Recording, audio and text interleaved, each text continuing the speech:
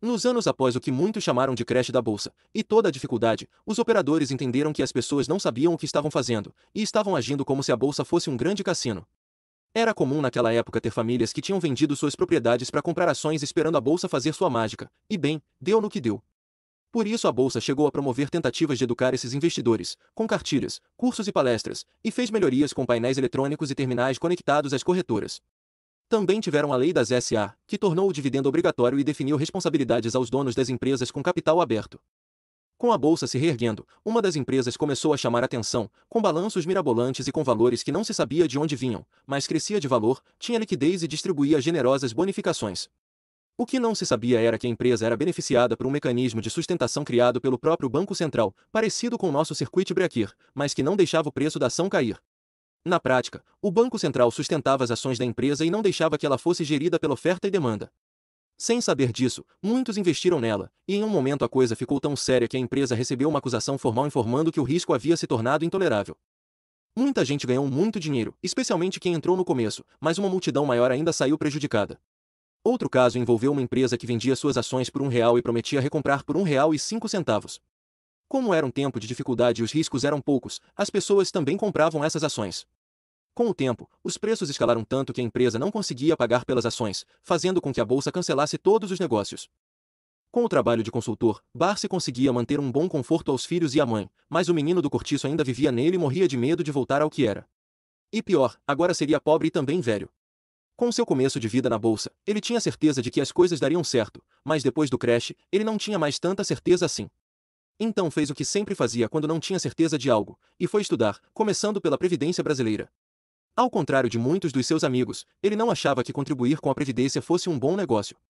Não fazia sentido contribuir por 30 anos e receber alguma coisa depois, até porque a expectativa de vida no Brasil daquela época era de 57 anos.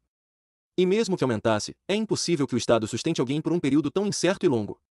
Logo chegou à conclusão de que a Previdência Brasileira, o INSS, tal como temos hoje, não passa de uma estrutura incapaz de sustentar um cidadão com uma boa qualidade de vida. Mesmo naquela época, Barsi já havia chegado à conclusão de que não haveria gente suficiente para trabalhar e sustentar os aposentados. Suas pesquisas o levaram ao mercado americano, que não havia previdência pública, e o levou à previdência privada americana. Os americanos se baseavam em ações, que as pessoas recebiam ou compravam enquanto trabalhassem nas empresas, e quando fossem se aposentar recebiam seus dividendos.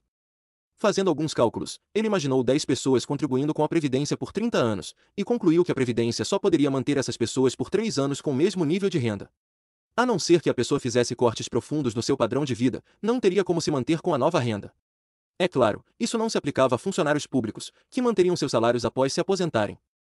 Barsi teria que criar a própria previdência, então, imaginou que pudesse continuar fortalecendo suas ações e em algum momento poderia ter uma velhice sossegada. Refez seus cálculos, agora imaginando seus investimentos em uma ótima empresa que pagasse dividendos, e sim, chegou à conclusão de que era infinitamente melhor que a previdência pública. Quando fosse se aposentar, receberia dinheiro suficiente para manter um padrão de vida extraordinário. E era um padrão de investimento em que ele não precisava se preocupar com nada além de ser uma boa empresa e que pagasse dividendos.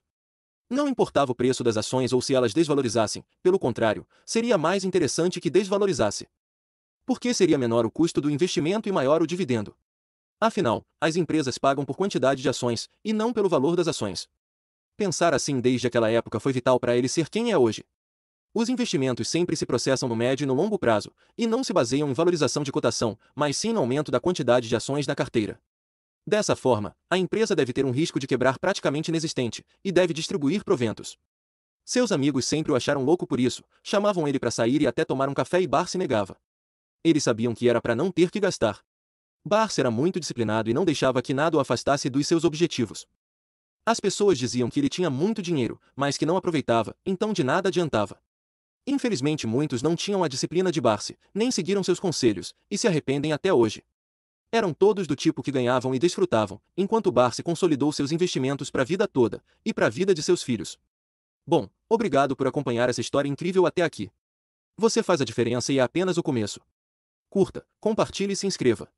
Até a próxima!